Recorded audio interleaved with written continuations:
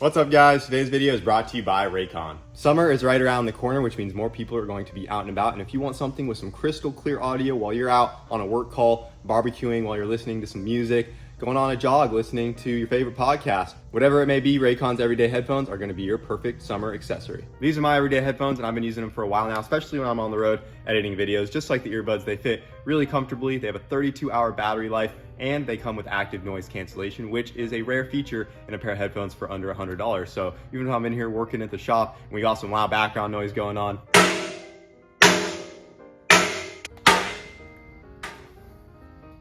I can just simply throw these on and everything else gets canceled out around me. Or they also do have the option for an awareness mode, which does allow some of that background noise to come through if you want to be, aware of your surroundings. And Raycon starts at just half the price as other premium audio brands. If you guys want to grab some Raycons, all you have to do is go to buyraycon.com/boostedboys15 or click in the description box down below. You'll save 15% on Raycon's best-selling headphones. Thank you to Raycon for sponsoring today's video. Well, the Civic made it over to the fab side where all the good stuff's happening. Oh yeah. Starting to get the ball rolling on this thing. Yep. I also brought my boy Greg along as well in case you guys need a set a Pro Mod record. You can throw him in there. World's second fastest Tesla driver right there. No way. Yeah, he used to be the first. And this Canadian took it back from us, but still second. I wouldn't put up with that. I see we got a drive shaft tunnel. Yeah, so we got the tunnel in. Got the transmission bolted back up. Got the transmission in, converters in. Oh, I don't know if the converter's in. Transmission's in, and then the tunnel we got done. So it's a bigger tunnel than normal, but we wanted to give you room up and down, depending if you're gonna do slicks or radials. That way you're good both ways. But you don't know, right? I want to come around over here. Yeah, so CJ called me on the phone. We were talking about tires and how much travel the suspension has. And you said that you were concerned about this bar right here, right? Yeah, so basically if you look right now, the rear end's at ride height now, but as the rear end drops, which with a slick, you don't worry about that. It usually, it doesn't drop much to make the car work. But with a radial, it needs to plant the tire really hard. And some of these radial cars could separate 7 inches. And right now you got about 4.5 or 5. Before the drive shaft would touch that bar down there? Exactly. And you're gonna run a carbon drive shaft, I'm sure. Yeah, I'll just throw so, I was thinking about maybe just throwing aluminum in there if that's suitable, but you probably could do an aluminum drive shaft. Yeah, but either way, it can't hit, and if it does hit with a carbon at all, it'll grenade it. Yeah, so we don't want to have that happen. Yeah, that'd be bad. But if it did, it would contain it. That's the important part. That's why we did that. Okay, and then so the cone shape there is to allow for the movement. Exactly. And some people make them where they're the same height in the front as they are in the back, which isn't needed because it doesn't move there. And if you give it more height in the front, if it does break, it gives it more room to travel far and do more damage. You want to keep it as contained as possible. Well, cool. And then those look like they're removable. Yep. You just pull 4 quick pins and the whole thing will come out. Yeah, we're gonna have a lot of little things to get buttoned up on this rig. Yeah, for sure. Figured I'd come by real quick since you're just down the road. Now that I know she's over here, absolutely starting to get the ball rolling on her. You want to do a second seat mount for him or what? Yeah, we've had some pedal extenders on this. We can do it. It might be easier for you to just have hand controls. That way we just move the steering wheel and you got everything here. You don't have to worry about, because we'd have to move those pretty close to the seat. There's no clutch to worry about. He just needs That's what I'm saying. He just needs a gas lever and a trans brake button and he's good to go. I like it. It was a good time. We don't even need to worry about the brakes. Ejectocito. That's it. What's up guys? Right now I'm getting ready to head back down to Bradenton. I got a document that I have to bring down into the city to get it recorded. It's just a document that I got notarized and has to do with the permitting process on the new building that we are putting out at the new place. But I figured since I'm driving down there anyways, and I still need to bring a couple vehicles down there with me to get out of this place to store down there, I went ahead and pulled this girl out of the shop, got the NSX ready to stretch her legs for the day. I have not driven this thing in a few months now, but she should be good to go. Has oil, checked all the tires, and last time I drove it, it drove beautifully. So I don't think it will have any issues. So we're gonna go ahead, fire this thing up, and I gotta go get this done, and then I'm getting a haircut later. My girlfriend cuts hair, so she's gonna give me a haircut later because I'm getting a little long on the sides here. And that's pretty much it. A couple other things I gotta do at the new house while I'm down there today, but mainly just wanna get this thing down there and enjoy this nice, beautiful Florida day. I also don't think the AC works in this anymore, so it is a little hot, so see how that goes. All right guys, we are good to go. Got my document recorded with the city here, so hopefully we can break ground on the new shop here soon. And yeah, the NSX has been driving great, so let's get this thing back to the house. All right, guys, made it over to the new place with the NSX. Got it pulled into the shop here. Made it over, no issues whatsoever. I do have to shuffle some cars around and kind of reorganize because I do have a couple more to bring, including the red Model X Tesla and the Cybertruck, which I still have. And we're still gonna get going on that thing. But yeah, drove over great. I'd love to know what you guys think we should do with this thing in the future, because now that I'm not cutting this one up to turn it into a race car, I just kind of have this really nice stock NSX with, you know, no plans, honestly. I was thinking maybe some nice wheels, some nice suspension, and just finish it up because it is missing some of the small interior bits like the headliner and the tweeter speakers and the panels, just some small stuff, but it's basically all there. But yeah, let me know what we should do with this thing. So we're over here at the new property and the grass is getting really long over here, and I didn't think this was going to be such a hard decision, but it has been for me. I've been trying to find out what mower we need to get for this place. It's on 10 acres. So our little John Deere back to the other place is not gonna cut it. It would take you all day to cut a place like this with that little mower. So I've been looking into zero turns, but this property is also big enough to where, like, this back half where it's all open and flat, it'd be real nice to have like a bush hog behind a tractor. That's a really expensive piece of equipment. So for now, I'm thinking I just want to get a good zero turn, and there's so many options. It's like I could buy a brand new, like, lower quality one, or get like a used good quality one that's like more commercial grade. But this is what we landed on right here. I'd like to introduce you guys to my new Ferris 60-inch unit here. She is used, but this should do the job. We got a lot of mowing to do today. The grass has gotten out of hand, and let me give you a quick lawnmower review, guys. I mean, it ain't a new car, but it is a new freaking mower, about the price of a Honda Civic. She has 26 horsepower. She got these big old beefy tires on the back. I also went with one of these because they also have full suspension all the way around. Look at that. One of the most comfortable rides in the zero turn mower world is what I was, you know, told and what I found out on the internet. This thing has 2 gas tanks, one on each side with 2 gas gauges. We got her topped off, ready to go, and it's time to do some cutting today, boys. And I gotta even out my really bad farmer's tan. It's a nice, beautiful day out here. See if we can get a little bit of a tan. Let you guys hear all 26 horsepower out of that Vanguard on the back. Way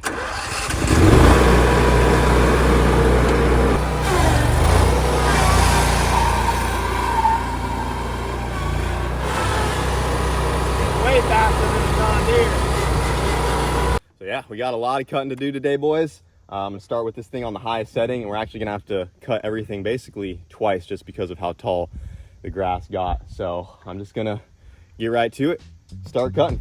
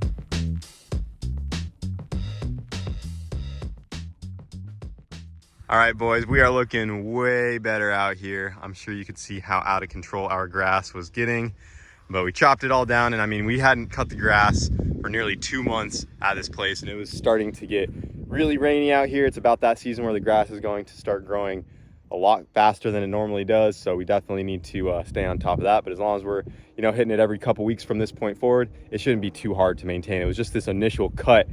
It was tough because it got very long. But yeah, we're looking pretty good. I still have to hit the back section by the back pond. I'm not as worried about it back there, but other than that, we have went ahead and got everything knocked down. I did some donuts right here.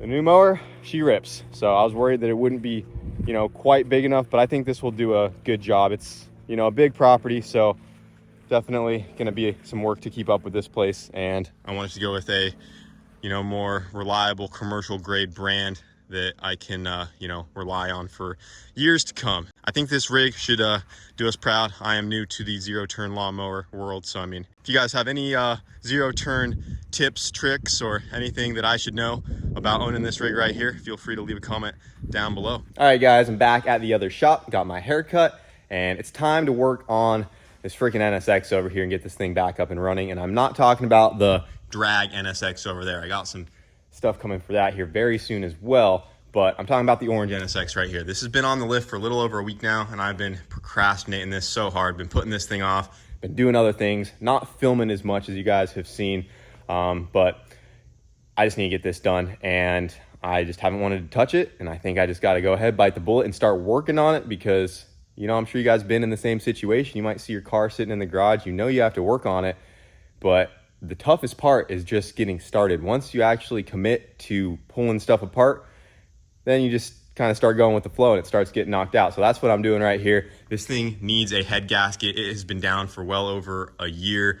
It has been building up pressure in the coolant system, which is telling us that that head gasket is on its way out, which I'm not surprised. We have not pulled this engine out of the car since I originally got it. And I think we've had this thing for like 4 years now, something like that. And that K-Series is pushing well over 1,000 horsepower on multiple occasions. So the fact that we've made it this long and the engine hasn't had any service other than some oil changes is pretty incredible. So other than a couple transmission issues, this thing has been bulletproof. But today we do need to go ahead and drop this engine out to do the head gasket. So we could probably try to do the head gasket in the car. I did talk to my buddy Brandon, who actually was the original builder of this car. I asked him, hey, have you ever done a head gasket on an NSX with the engine still in the car? Said that it can be done, but it is a hassle, and it's just much easier to drop the whole engine out of the back because mainly the timing cover that is on the other side there, it's very tight fit, especially with all the silicone and all that stuff. And there's some other things that, you know, I kind of want to check out that would just be easier with the engine completely out of this thing. So this will be the first time I have dropped the engine out of the orange NSX here.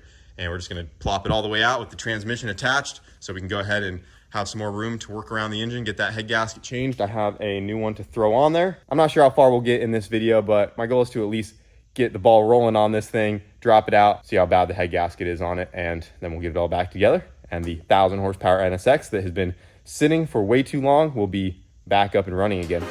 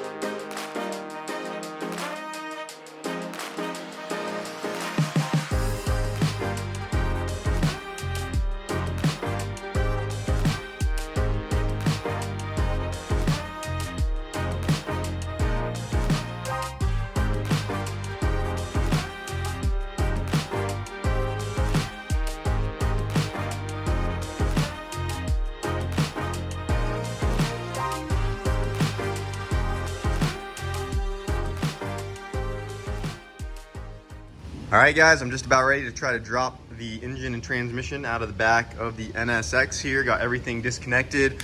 I am leaving the turbo and manifold on there. I'm hoping that we can drop it all out of there and that it will clear. I don't think it will, honestly, but it might. So I'm gonna leave it on there. It might hit that rear subframe right there, but once the engine and transmission mount are off, we might be able to slide that forward enough to clear and just kind of pull it out as one package. So go ahead, get the dolly under there, lower it down, and just take off those side mounts. And everything else, like I said, is disconnected, good to go. You can see all the water splatter in the engine bay from that blown head gasket. It was pushing a lot of fluid. It's clear that it needed a new gasket, but I got the axles and all that stuff out. You can see we got a whole bunch of surface rust built up on the calipers here just from sitting for so long that it's nice and clean. Yep, right there where the brake pad was. So definitely need to get this thing on the road again, clear off all of that rust. And I pulled the lower control arm this time around and just kind of lifted all of this up to get the axles out. This was another just tip from Brandon, because I have pulled the upper control arm off in the past, and it has 4 bolts. So it has these 2 right there and those 2 in the back. And that whole subframe is made from aluminum with those steel bolts going into it. And when you try to put everything back together, it does have some tension, just the weight of everything. You kind of have to line it up perfectly. And it is kind of tough, because if it's not lined up perfectly, it's very easy to get those bolts in at a slight angle or something. And with it being aluminum, they can become cross-threaded very easily. And he told me that he had to replace a whole rear subframe of this thing just because of that, which I could only assume for an NSX that that's not a cheap component or easy to find. And I remember putting this back together at one point, and those bolts were definitely sketch. And I think I had to actually chase one of the threads on one of those at one point because I started to go in a little crooked. So just best to avoid that situation and just pull the bottom one and yank it all out that way. So we should be good to go, and we'll try to drop this out, and we may or may not have to pull that turbo manifold off, but we'll see.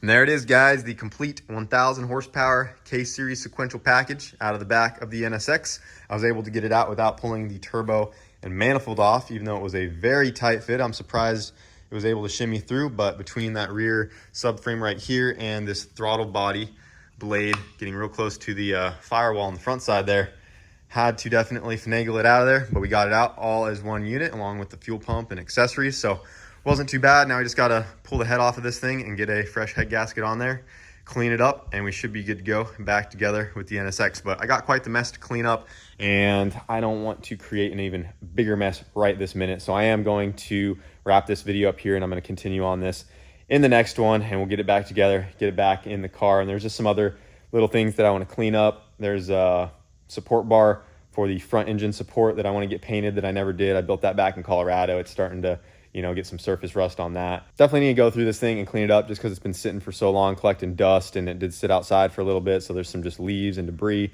Probably need to go through the injectors as well because it's had E85 sitting in it. But we'll go ahead and tear it down in the next video and get that head gasket fixed and get it all put back together. I hope you guys enjoyed this video, and we'll see you in the next one.